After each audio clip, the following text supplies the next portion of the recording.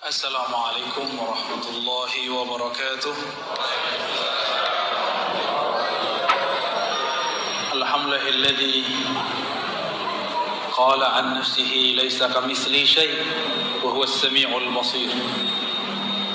Walhamdulillahilladzi ja'alana minal muwahhidin. Walhamdulillahilladzi ja'alana min ummati sayyidina Muhammad sallallahu alaihi wasallam. Amma ba'du.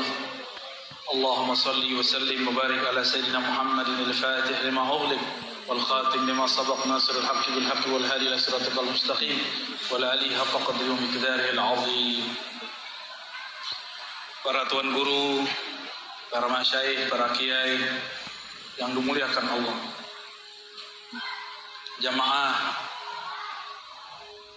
yang ingin akidahnya murni, saya pun sedang berusaha selalu memurnikan akidah saya. Jadi saya ini bukan merasa paling murni, tapi sedang berusaha menghubungkan kolbu ini dengan kolbu Rasulullah, menghubungkan akal kita dengan pemahaman Rasulullah Sallallahu Alaihi Wasallam, menghubungkan ruh kita dengan ruh Rasulullah Sallallahu Alaihi Wasallam. Akidah Ahlus Sunnah itu tidak keluar dari Al-Quran dan Sunnah. Cuma sayang, sifat 20 yang dulu mudah itu sekarang dianggap sulit karena tidak bersanad. Maka sekarang malam ini saya ringkas. Mau nggak dapat ringkasannya? Mau? Ya. Jadi ternyata tauhid itu kalau mau dibagi-bagi bisa banyak. Kalau di kajian-kajian yang sudah direkam oleh kawan-kawan kita, saya pernah menjelaskan tauhid surat Al-Ikhlas. Ada ahadiyah, ada samadiyah. Sekarang ada pembahasan tauhid yang barangkali jarang dibahas juga, yang dituliskan dalam surat Asy-Syura ayat 11. Di lafaz awalnya disebut falikul habbi wan nawa. Ini disebut dengan tauhid af'al. Apa namanya? Tauhid af'al. Bahwa tiada di alam semesta ini yang berbuat, yang berperan kecuali Allah Subhanahu wa taala. Kenapa Allah sebut habbi? Kenapa Allah sebut biji? Biji itu kecil sekali. Jangankan kamu yang besar, biji kecil pun Allah yang mencipta. Biji kecil pun Allah lah Tuhannya. Tuhannya si biji adalah Allah. Apalagi tubuh ini. Ini disebut dengan tauhid af'al. Ini yang mudah ya. Kalau susah belajar sifat 20, saya kasih yang mudah. Ini yang mudahnya. Kita loncat langsung masuk tengahnya. Laisa kamitslihi syai'. Laisa tiada, kamitslihi yang seperti semisalnya. Itu dua tuh, ka misli. Ka seperti, misli semisalnya. Jangankan mirip dengannya, mirip dengan yang semisalnya pun tiada. Paham? Laisa kamitslihi syai', sesuatu pun. Tapi Al-Imam Fakhruddin Ar-Razi, nama saya Ar-Razi, tapi bukan Fakhruddin ya, itu Fakhruddin Ar-Razi. Ternyata imam ini dikafirkan oleh kelompok ekstrim. Ya, cuma karena dia tidak sesuai dengan kelompok Hanabilah di zamannya. Apa kata Imam Fakhruddin Ar-Razi?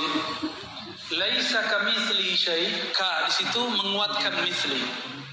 Artinya tiada yang serupa dengannya sesuatu pun. Coba bayangkan semua yang kita tahu. Coba bayangkan. Sudah. Coba bayangkan semua yang kita tahu. Mulai dari malaikat, aras, kalau tahu. Pernah ke ujung bumi? Ujung Medan aja belum ya. Udah pernah ke ujung Sumatera? Udah pernah ke Sabang belum? Udah pernah ke Mentawai belum? Belum. Jangankan ujung langit, ujung bumi pun kita belum lewati. Ujung Sumatera pun kita belum lewat, apalagi ujung langit. Maka sungguh main-main jika ada orang membayangkan Allah bertempat di satu tempat. Laisa kamitsli syai', ini namanya tauhiduz zat. Apa namanya? Bahwa zat Allah itu sesuatu yang berbeda dengan segala sesuatu. Mahma tasawwarta bibalik fallahu bikhilafi dzalik. Apapun yang terbayang di dalam dirimu mengenai Allah, Allah berbeda dengan itu. Bayangkan apa saja, Allah beda dengan itu. Sebut istawa, terbayang sesuatu? Allah bersemayam di atas arsy, terbayang sesuatu? Allah bukan begitu. Disebutkan dalam surat Al-Fat, yadullah fawqa aydihim, tangan Allah di atas tangan mereka. Terbayang tangan? Allah bukan begitu. Paham? Ada hadis Nabi, yanzilu rabbuna, Allah turun setiap sepertiga malam terakhir. Terbayang sesuatu? Turun, terbayang apa? Dari atas ke bawah. Allah bukan seperti itu. Gampang nggak akidahnya? Jadi nggak perlu pakai takwil, nggak perlu juga pakai tajsim, nggak perlu ditakwil-takwil, diakal-akali, nggak perlu juga diserupa-serupakan dengan jisim. Cukup katakan Allah beda dengan semua itu. Inilah penjelasan Imam ahli hadis dulu, namanya Imam Al-Khattabi. Imam siapa? Al-Khattabi. Beliau ternyata pernah berinteraksi dengan murid-murid Imam Abul Hasan Al-Asy'ari, imam yang mensyarah pertama kali Sunan Abi Dawud, kitab hadis, imam ahli hadis itu.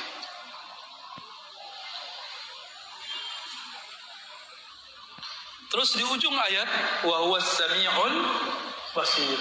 Dia yang maha sami', maha mendengar, dia yang maha melihat. Ini disebut dengan tauhid sifat dan juga disebut dengan tauhid asma atau asma dan sifat. Allah menyebut dirinya Sami' Basir, tapi Allah juga sebut manusia dalam surat Al-Insan, faja'alnahu sami'an basira. Kami jadikan manusia mendengar dan melihat. Apa bedanya? Bedanya wa huwas sami'ul basir. Itu pakai alif lam, yang ini tidak pakai alif lam. Yang pakai alif lam itu Allah Subhanahu wa taala. Alif lam bagi ahli nahwu menunjukkan suatu makna ma'rifah. Bagi ahlul haqiqah diartikan ini kesempurnaan kamaliyah Allah Subhanahu wa taala. Alifnya alif kamaliyah, jamaliyah, lamnya lam jalaliyah, keagungan Allah Subhanahu wa taala. Jadi berapa tauhid kita? Tauhid af'al, tauhid zat, tauhid asma dan sifat. Tapi tauhid asma sifat kita beda dengan asma sifat kelompok sebelah. Kelompok sebelah memaksakan bahwa Allah itu bertempat. Kata imam dia, Allah jika turun sepertiga malam terakhir, dalam kitabnya Isbatun Nuzul, syarah Isbatun Nuzul, syarah hadis Isbatun Nuzul, kata dia, Allah jika turun dari aras, dia turun tanpa meninggalkan aras, tapi benar-benar turun, berpindah dari atas ke bawah, tapi aras tidak ditinggal. Pusing kan?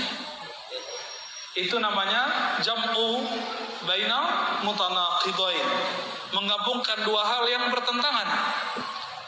Turun dari atas ke bawah, kata dia. Benar, turun dari atas ke bawah. Tapi Allah tidak meninggalkan aras. Dia mencoba memikir-mikirkan zat Allah. Maka dia mengatakan Allah nuzul dengan zatnya. Padahal Nabi, sahabat Nabi, Ibnu Abbas, Ibnu Mas'ud mengatakan la tatafakkaru fi zatillah. Jangan pernah fikirkan zat Allah. Dia fikirkan zat Allah. Disitulah halalnya, zallatnya, kekeliruan daripada imam yang bernama Ibnu Taimiyah. Dan itu harus diakui. Siapa yang pertama lagi berbicara bukan saya, tapi muridnya sendiri bernama Imam Az-Zahabi, Imam Ibnu Katsir. Dua murid ini pernah berbicara. Imam Zahabi terang-terangan Kata beliau, seandainya guruku tidak mengatakan istawa dengan zat, maka dia benar-benar jadi salaf. Maka saya sampaikan cinta saya kepada teman-teman yang mengaku salafi. Jika antum benar-benar ikut ulama salaf, hapuslah lafaz zat. Katakan nuzul turun, selesai. Tidak usah bayangkan. Tak katakan istawa, selesai. Tidak usah diterjemahkan. Katakan yat, tapi bukan yat ini. Tapi jangan ditakwil, dibayang-bayangkan. Ya. Namun zaman ini zaman yang sudah berbeda. Orang-orang sudah banyak mulai terjebak pada menyerupakan Allah dengan benda. Disitulah ilmu Imam Ghazali mulai dipakai. Apa kata Imam Ghazali? Belajar ilmu kalam, ilmu akidah itu sebenarnya tidak wajib sampai ada umat tergelincir. Sekarang kita dengar langsung mereka mengatakan akidah Asy'ariyah sesat. Benar gak? Ini medan sudah dikepung, Pak. Medan sudah dikepung. Mereka sudah punya kampus. Kapan Wasliyah punya kampus? Kapan NU di sini punya kampus? Kalau Muhammadiyah sudah ada, tapi Muhammadiyah tidak bergerak di bidang itu. Ya ulama-ulama, tuan-tuan guru yang ahlu sunnah di sinilah harus buat kampus. Kalau bisa buat juga yang tidak berbayar. Kadang-kadang orang mau menukar akidahnya cuma karena gratisan. Karena merasa hidup susah, tidak bisa bayar SPP, kemudian ganti akidah. Ini yang terjadi. Jika dia awal-awal sudah ganti akidahnya, apalagi nanti ketika dia selesai. Maka kita doakan semoga tuan guru kita yang ada sini ahlu sunnah, mereka diperkuatkan oleh Allah, diilhamkan supaya berani, supaya tidak takut kecuali hanya kepada Allah Subhanahu wa ta'ala.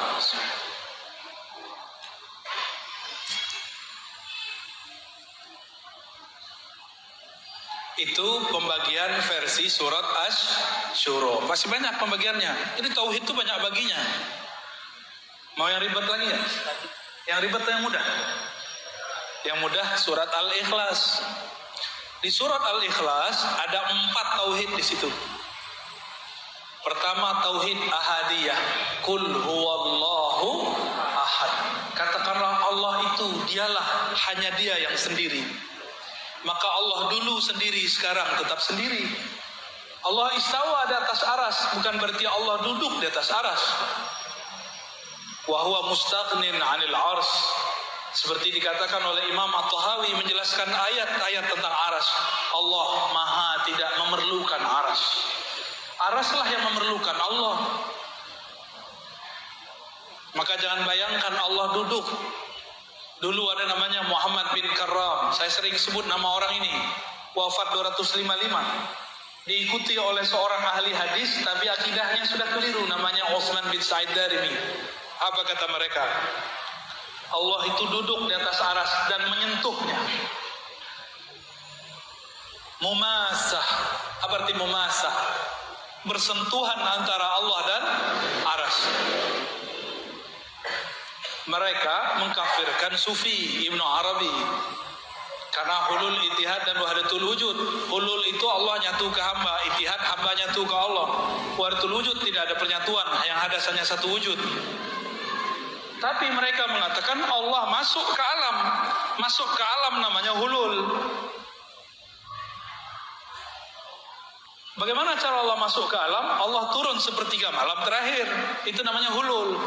Maka kita meyakini Allah istawa di atas aras, turun ke bumi, ke langit bumi, tapi tidak bersatu dengan bumi, tidak perlu memasuki langit. Karena jika diartikan memasuki, berarti kita membayangkan Allah Subhanahu wa taala zatnya. Dan ini pantangan para sahabat, pantangan Rasulullah sallallahu alaihi wasallam. Itu tauhid apa namanya? Ahadiyah. Jadi ahadiyah ini mudahnya Allah sendiri sebelum ada alam. Namanya tauhid ahad, berarti dia sendiri. Lalu dia ciptakan alam. Alam semuanya memerlukan ciptaannya, memerlukan kun darinya. Disebut dengan Allahus Samad, tauhid samadiyah. Paham? Kita ini perlu butuh Allah nggak? Orang Medan nyebut butuh nggak jorok ya? Sama kayak orang Jakarta ya? Sama kayak orang Padang juga? Oh, sama. Allah tidak membutuhkan alam. Alamlah yang butuh kepada Allah. Allah tidak perlu disembah. Alamlah yang perlu menyembah Allah. Apa arti sembah? Sembah itu hormat. Sembah itu artinya mengenal. Alam itu butuh kenal Allah. Maka kemuliaan alam tergantung seberapa kenal dia kepada Allah. Kalau cuma kenal Bismillahirrahmanirrahim ya segitu aja. Kalau kenal makna Bismillahirrahmanirrahim itu lebih cakep lagi. Mungkin ada yang ngomong, susah amat belajar akidah. Berarti kita cuma segitu makomnya. Kita jadi orang awam aja, berarti antum cuma jadi orang awam. Tidak mau menggunakan otak yang besar itu untuk memikirkan hal-hal yang penting. Dunia dipikirkan, cinta, jatuh cinta, patah hati dipikirkan. Giliran tentang Allah tidak mau belajar sifat-sifat. Sifat Allah boleh dipikirkan, tapi zat Allah tidak boleh dipikirkan. Lam yalid wa lam yulad. Tidak melahirkan, tidak dilahirkan. Disebut dengan tauhid tanzih anis sabab. Tauhid tanzih. Allah maha suci daripada sebab. Allah tidak butuh sebab. Dialah yang menciptakan sebab. Orang Yahudi datang kepada Rasulullah sallallahu alaihi wasallam. Apa kata mereka? Ya Muhammad, siapa yang menciptakan langit dan bumi? Allah. Lalu siapa yang menciptakan Allah? Itu orang Yahudi. Itu cerdas atau kebelinger? Cerdas atau bodoh? Jadi orang Yahudi itu nggak seperti yang diceritakan orang. Ada yang cerdas, ada yang tidak cerdas. Sama kayak kita. Kenapa banyak nabi di kalangan Yahudi? Karena banyak mereka yang menyimpang. Jadi jangan bangga dulu orang Yahudi jadi Yahudi. Ya, katanya dulu orang Batak daftar jadi orang Yahudi ya, nggak diterima ya. Loh, janganlah, jangan daftar lah. Orang Melayu mau jadi orang Yahudi juga janganlah ya.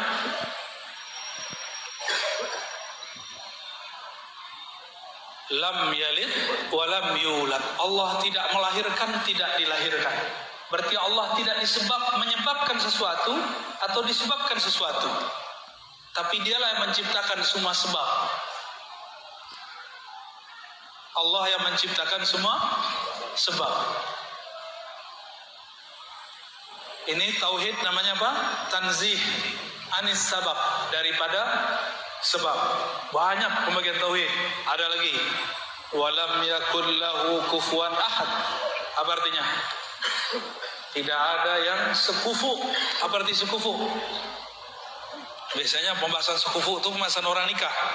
Syarif masyarif, sayyid masyayid, ustadz ma ustazah. Enggak begitu ya. Ini bab lain. Kufuan artinya banding. Tidak ada yang sebanding semisal dengannya. Ini namanya tauhid tanzih yang kedua, anit tasbih. Tanzih daripada keserupaan. Apa arti tanzih? Allah maha suci. Gimana? Panas nggak palanya? Udah udaranya panas ya? Medan memang panas ya. Ada berapa tauhid? Versi surat Al-Ikhlas. Jadi beda ayat, sudah beda jurus, sudah beda pembagian. Jadi kalau mau bagi-bagi tauhid banyak, tauhid itu bukan hanya 3. Oke, ada lagi pembagian tauhid. Surat An-Nas. Qul a'udzu birabbil falaq, disebut tauhid rububiyah. Qul a'udzu birabbin nas. Rabbin nas, rabbil falaq, rabb. Ini disebut tauhid Apa arti rububiyah? Pencipta. Kembalinya kemana? As-Samad, cabang dari tauhid As-Samadiyah. Terus Qul a'udzu birabbin nas, malikin nas, ilahin nas. Malikin nas ini penjelas makna rububiyah.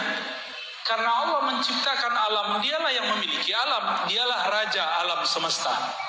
Disebut tauhid mulkiyah, cabang daripada tauhid rububiyah. Gak perlu diganti-ganti, itu cabang. Lalu ada pembagian yang lain.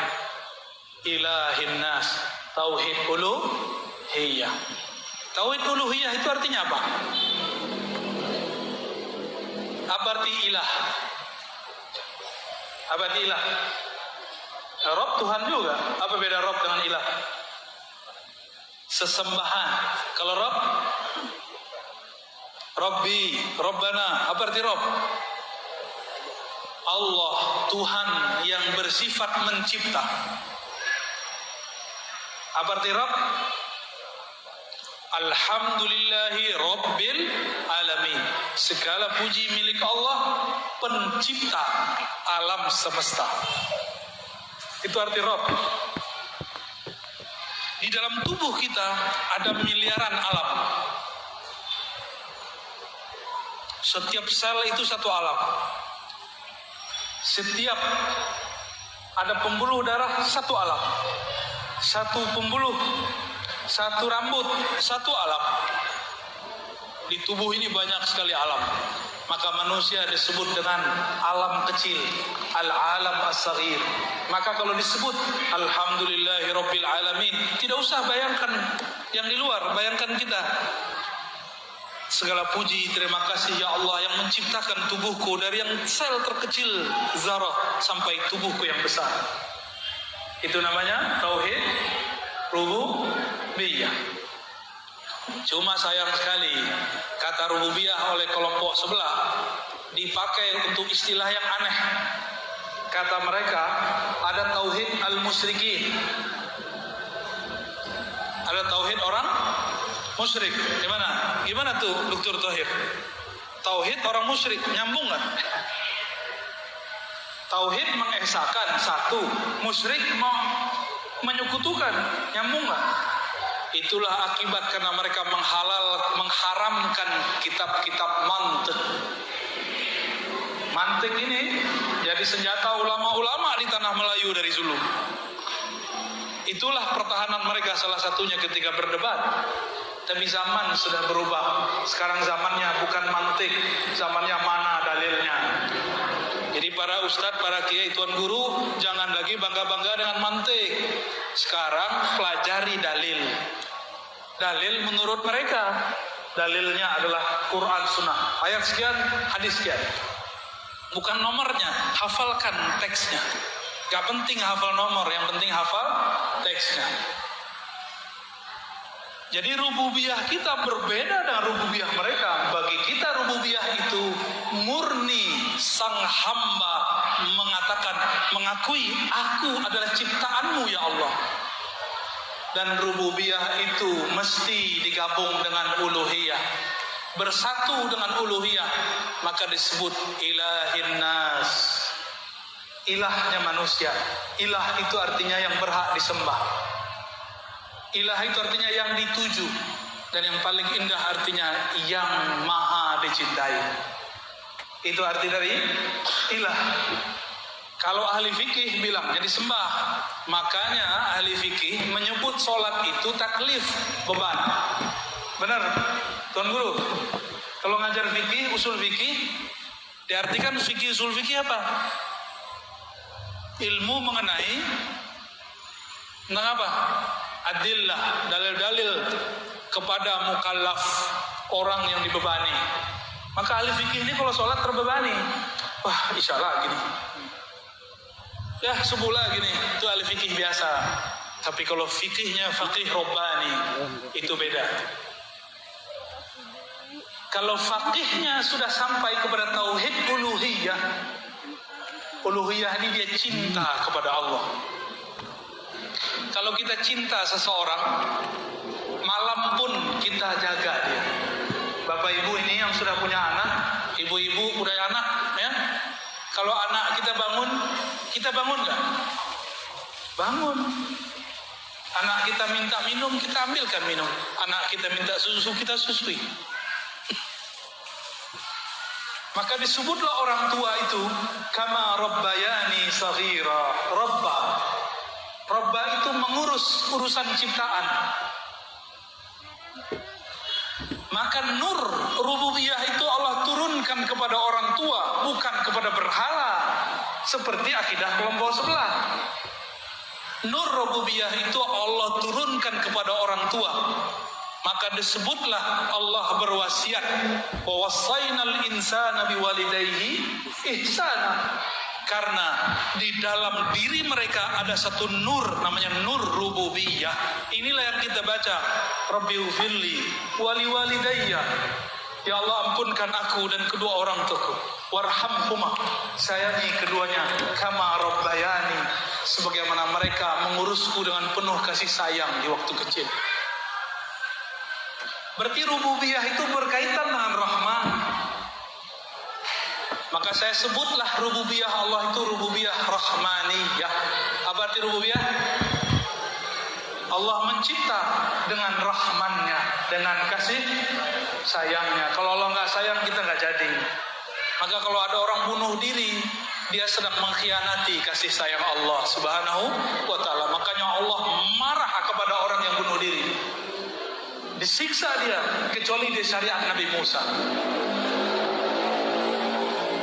Itulah tauhid uluhiyah. Kalau sudah gabung tiga tauhid ini, baru terjaga dari waswas syaitan. Syaitan itu yang ahli waswas namanya khannas. Apa namanya?